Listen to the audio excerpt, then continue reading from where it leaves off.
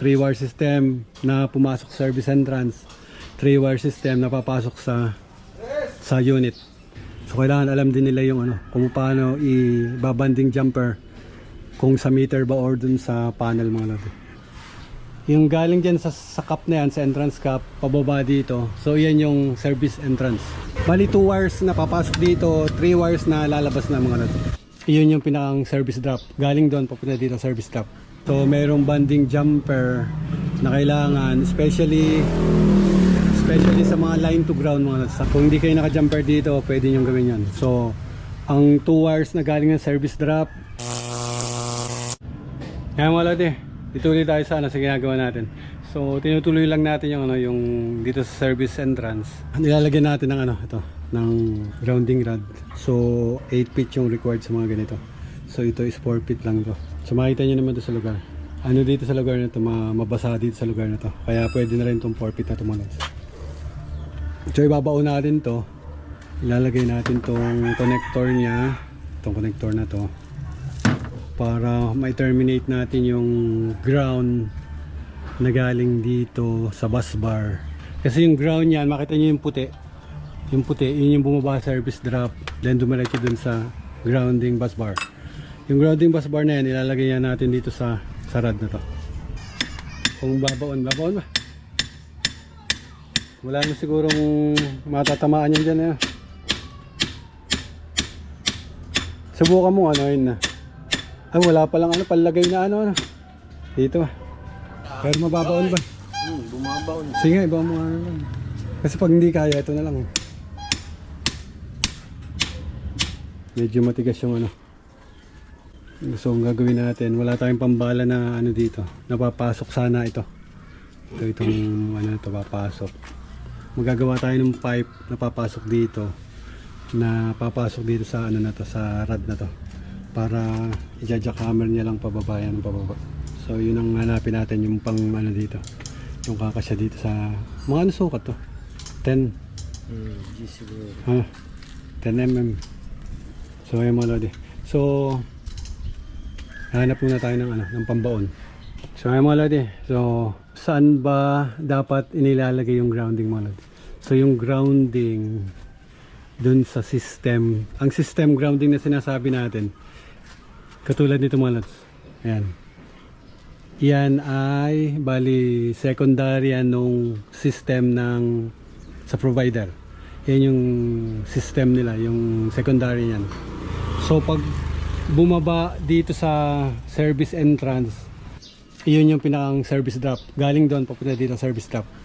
Makikita nyo yung duktungan na dito sa service entrance. So service point yun. Yung galing dyan sa cup na yan, sa entrance cup, pababa dito. So yan yung service entrance.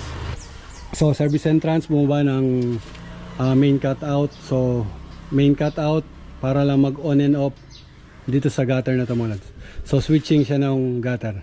So may tatlong bus bar dyan, isang line 1, isang line 2, then isang ground. So yung ground, yun yung pinakang galing dito sa taas, yung white na yon, papunta dito. So maglalagay ulit tayo isang wire galing dito sa ground, dito sa bus bar na to, then ipapababa natin dito sa sa grounding rod natin. So yun yung yun yung magiging system ng service entrance. Kada system ng kuryente, secondary system ng utility. So iba yung grounding system yan sa grounding system nitong service drop ng kabuoang system ng itong unit nung gumagamit. So yun yung pagkakaiba ng grounding system ng utility sa grounding system ng bahay. So ang grounding system ng bahay, ang pinakamalapit na ground niya is itong rod na ilalagay natin mga lodi.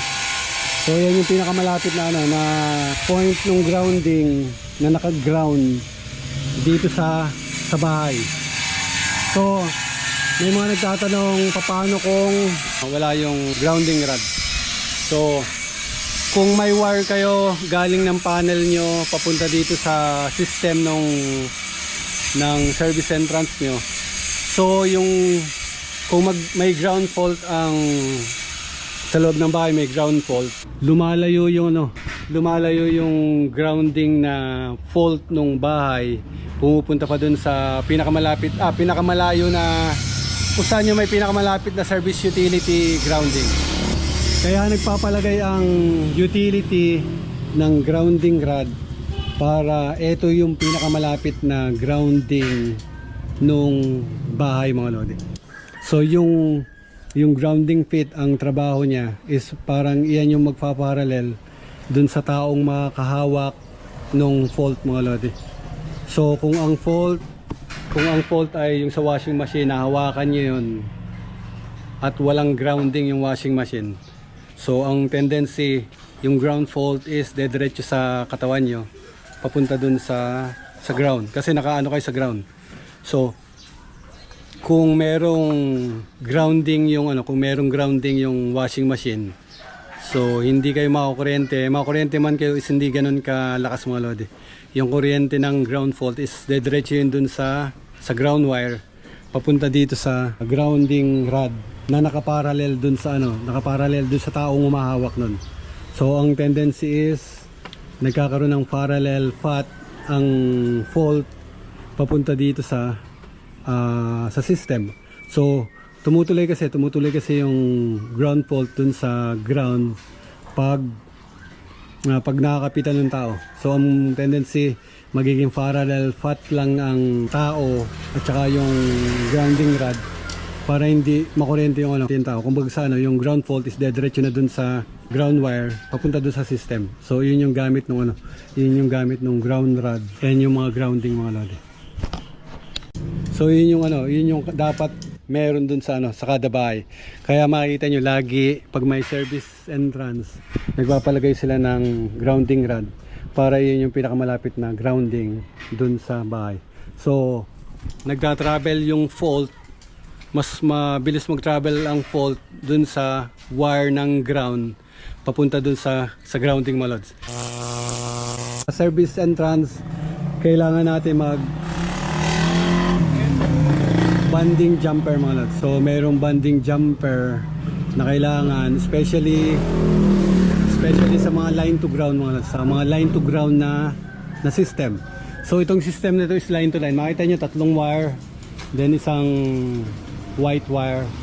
So 3 wire system to, line to line, then yung isa is ground. So white ang nakalagay dyan kasi naka center top yan dun sa transformer ng dalawang linya na yan. Kaya ang linya na yan ay 110 110, then yung center is yung 0, yun yung nakatap sa ground. Kaya nagiging 110 yung isang linya, then yung isang white na yan.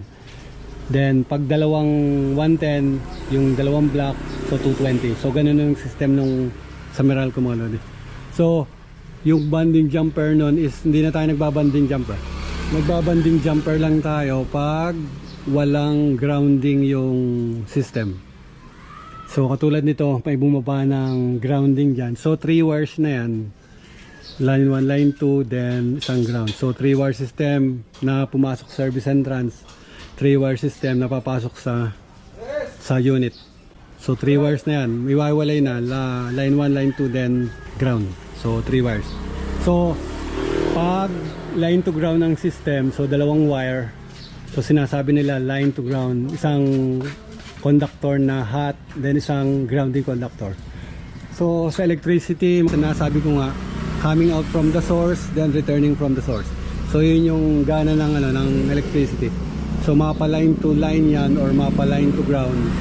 Ang principle ng electricity is coming out from the source, then returning from the source. So pag line to ground ang system, saan kayo kukuha ng banding jumper para dun sa system mga lodi? So 2 wires. So bababayan ng meter. So let's say sabihin na natin diretso na to ng meter mga lodi. So walang ganito. So bababa ang 2 conductors dun sa pipe papunta ng meter. So sa meter, merong terminal na dalawa yan, dito sa taas then dito sa baba. Buksan muna natin to. May mga lodi. So kung kung ground, line to ground yung gagawin So kung ito yung pinaka meter base, so bababa dyan yung line to line 1, then yung ground. So ang terminal ng electricity is ito, then ito mga lods. Then papasok sa unit ito. So ang ginagawa is magkakaroon ng jumper yan dito, jumperan nila. Or papasok dito din, tsaka nila na jumper. So ang dapat ay yung conductor na yon mga lods, yung conductor na yon is dapat yun yung na dito sa terminal na ito mga lods. Then yung isang conductor is dito, yung hot terminal, then yung ground terminal dito. So ang magiging bonding jumper nyo is dito sa terminal nito, papunta dito sa grounding mga lods. Then diretso na yan ng rod. So doon na maghiwalay yung yung hot wire, yung grounding at yung line 2 or neutral nung electricity. So hot line, then yung pinakang ground terminal. So hindi na magiging ground terminal yan kasi ito na yung kukuha na ng ground terminal. So dito kayo maglalagay ng ground palabas papunta dun sa bahay, sa unit. Kaya magiging 3 wires na rin yan. Isang wire dito sa hot, isang wire dito sa neutral wire na grounding conductor din yon, pero tinatawag na neutral nga kasi ginagamit na yun ng system mga lodi. So 2 wires, sinasabi natin lagi 2 wires coming out from the source, returning from the source. So line 1, then neutral wire, then ground wire. So magiging 3 wires yan, 3 wires na bababa dito sa meter na to, then papasok sa unit.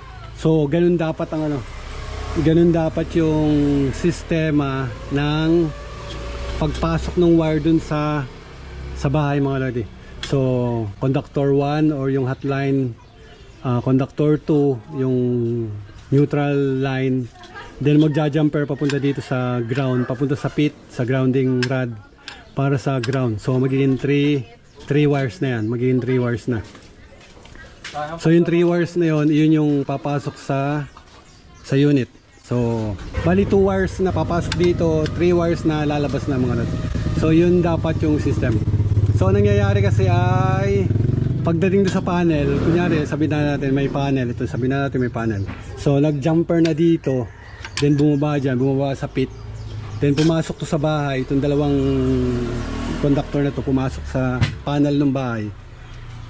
Nilalagyan pa nila ng ng bus bar mga lods.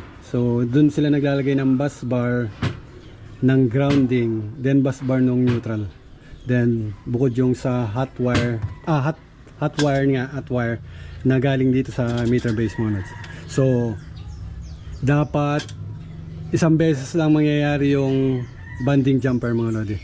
So kung hindi man dito sa meter base mangyari yung bonding jumper, dapat dun sa panel lagyan ng bonding jumper.